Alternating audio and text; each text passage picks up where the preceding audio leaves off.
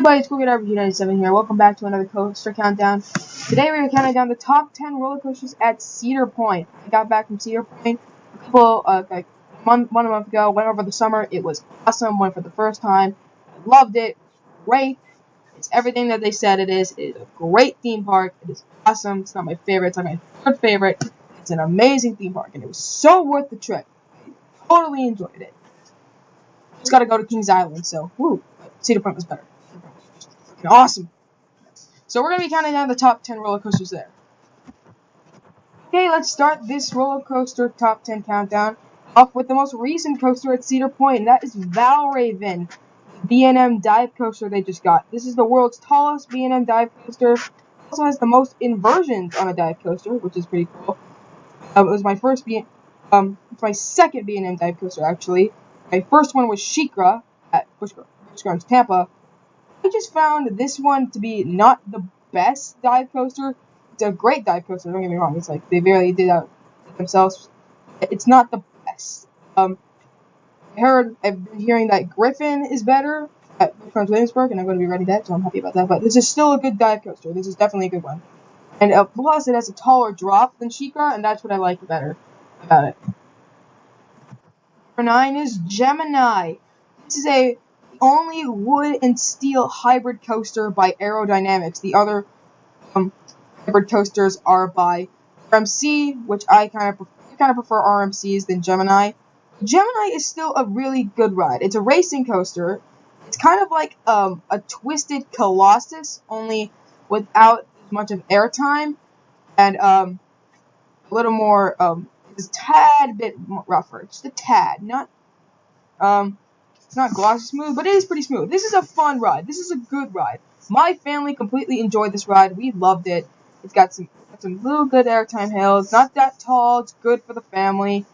And yeah, it's a great ride. 3 is Magnum XL 200. This was the very first ever hyper coaster in the world. Each is a max height of 205 feet. It's not the tallest hyper coaster, but it's still a decent one. Yeah, it is a little rough, though. I mean, what do you expect? It is an aero coaster, but it's still a good ride. You got some great airtime going. It's not that rough. I mean, believe me, if you've ridden SLCs, this is like a college chariot up in here. That's what this feels like compared to an SLC. But it's a good ride. It's good. It's not the best, but it's good. Number 7 is Wicked Twister. This is the world's tallest inverted coaster. Oh, let me say it again. You're probably going, Garrett, you said Alpengeist is the tallest inverted coaster. No, I said Alpengeist is the tallest B&M inverted coaster. This is the actual just tallest inverted coaster in general, making Alpengeist the second tallest inverted coaster in general. This is a great coaster. I find it to be fun. It's got multiple launches, very smooth. It's just a fun ride. It's not that long, but I really like those vertical spirals. Those are really fun. They're just a really good. They're just a fun ride. It's a really fun ride. Number 6 is Rougarou, the B&M floorless coaster. Also, the coaster that didn't start as a floorless coaster, that started as the stand-up coaster Mantis, but they changed it to a B&M floorless because, of course, only stand-up coasters are bad. The only good one, of course, is Riddler's Revenge. So they decided to change it into a floorless coaster. It's a nice floorless coaster. It's not the best. I find Scream a little better than this one. This is still good. It's a good one. It's a nice B&M floorless coaster. It also has the only inclined loop on a floorless coaster. That's kind of cool. You usually find that in stand-up coasters, but since, this was originally a stand-up coaster, they have that there. Number 6 is Gatekeeper, the largest B&M winged coaster in the world, and it was also ranked the best winged coaster in the United States. It's an awesome ride. It's a fun ride. It's really fun. I enjoyed it. Did not like those vest restraints though. They were not fun. But you know what? Once you get into the ride, it's you kind of get past the vest restraints. This was actually my first winged coaster actually, and it's a fun one. It's a good one.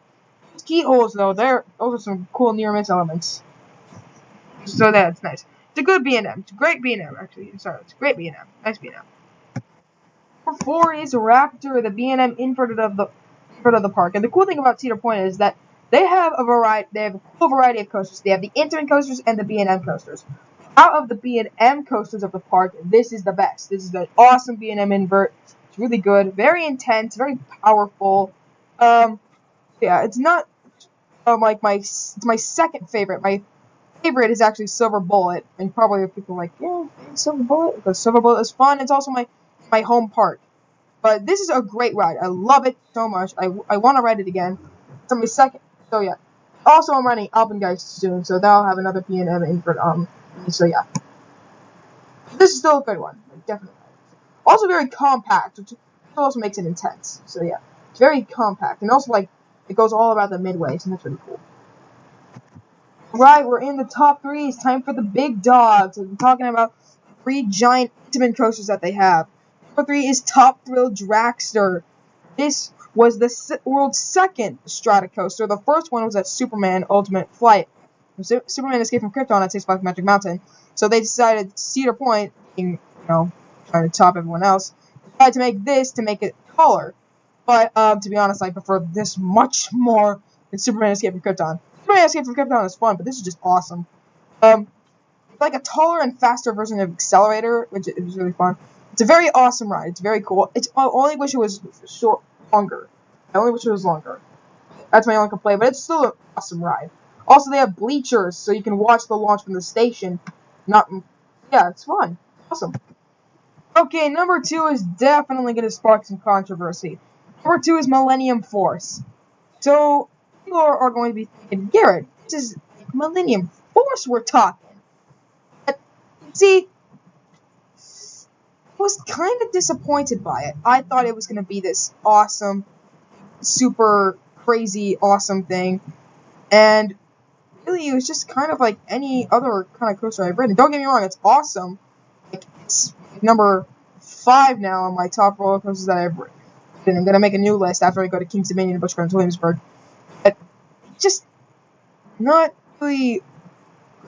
It's lacking intensity. It's great with airtime. It's just lacking intensity. But as you can see, it's at the number 2 spot. So that means it's an amazing ride. It's an amazing ride. I just wish it had a little more intensive factor to it. And it could be kind of deserving those titles. I think it's a little overrated. I think it's overrated, but it's still an amazing ride. Definitely ride it. So that means taking the number 1 spot is Maverick, the Intamin Blitz Coaster. Oh my god, this ride is so much fun. Currently, as of now, this is my favorite roller coaster. That's right, I beat X2 and Goliath. Well, X2 was barely close. It's close, but this thing is just awesome. At beyond 90-degree drop, those crazy inversions, those awesome overbank turns. It's like a mini Intimidator 305. It's so cool. It's like Accelerator on steroids, except even though it's not as tall. But still, this ride is so much freaking fun, and it is so freaking intense. That's what's awesome about this ride. This ride is so much intense. So yeah, this ride is so awesome. It also has that near miss element by the drop.